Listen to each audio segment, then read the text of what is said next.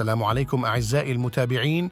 فتح بمناسبة عيد الأضحى الطريق السريع الرابط بين مدينتي كلميم والعيون أمام المسافرين، ما يعتبر أولى الخطوات البارزة في إطلاق الطريق السيار الذي يصل تيزنيت بالداخلة، ويمتد هذا المقطع الحيوي على أزيد من 400 كيلومتر، وساهم افتتاحه بمناسبة حلول عيد الأضحى المبارك في تقليل معاناة المسافرين، كما مكنهم من ربح الوقت والتنقل بأريحية أكبر.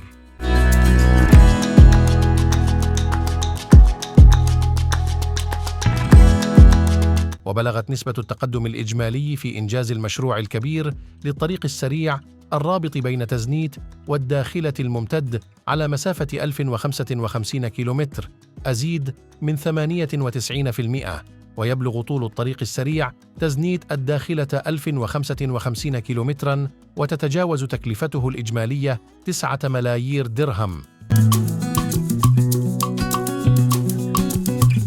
سيكون للطريق السريع الرابط بين تزنيت والداخلة وقع مباشر على ساكنة المناطق الجنوبية للمملكة التي تفوق 2.2 مليون نسمة، من خلال تشجيع الاستثمارات العمومية والخاصة والمساهمة في تطوير المقاولة الوطنية وإنعاش التشغيل، إضافة إلى تحسين مؤشرات السلامة الطرقية وتقليص مدة وتكلفة السفر.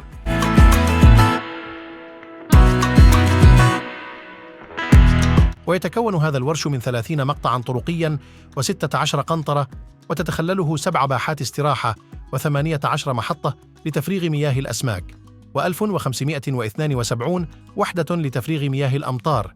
ويتطلب إنجازه 5.6 مليون متر مكعب من مواد البناء و4.3 مليون طن من الإسفلت، مع تسخير أزيد من 3500 آلة.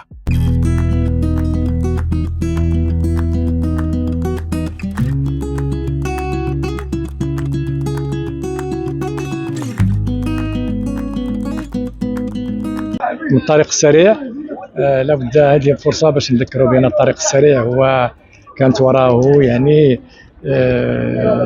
الحكمة المتبصرة لصاحب الجلالة. الطول ديالو 1055 كيلومتر والتكلفة 10 مليار ديال الدرهم. الحمد لله الأشغال متقدمة رغم عدة الإكراهات اللي كنتكلموا عليها، سواء ديال الجائحة ولا ديال الظروف اللي كنعيشوها ديال قلة المواد وهذا. الحمد لله الأشغال جد متقدمة، تجاوزنا اليوم 97% ديال أكثر من 950 كيلومتر حاليا الحمد لله ديال الإنجاز. فيه 15 منشأة فنية أنجزت وانتهت بها الأشغال، زيادة على هاد 950 كيلومتر اللي قلت. على الصفقة المتخصصة بالطريق المداري ديال العيون اللي غيكون في واحد المنشأة فنية الكبرى كبيرة جدا على أكبر قنطرة غتكون على الصعيد الوطني إن شاء الله. وخدينا بعين الاعتبار كذلك يعني هادشي ديال السلامة الطرقية، باحات الاستراحة، وكذلك يعني مناطق ديال تفريغ المياه ديال السمك اللي كتجي من المناطق الجنوبية، زيادة أنه غيكون عنده الوقع المباشر على أكثر من 2.2 مليون ديال الساكنة، عنده وقع على الاستثمارات العمومية والخصوصية، عنده وقع على الشركات اللي اشتغلات، مختبرات كبيرة وكثيرة جدا محلية ووطنية.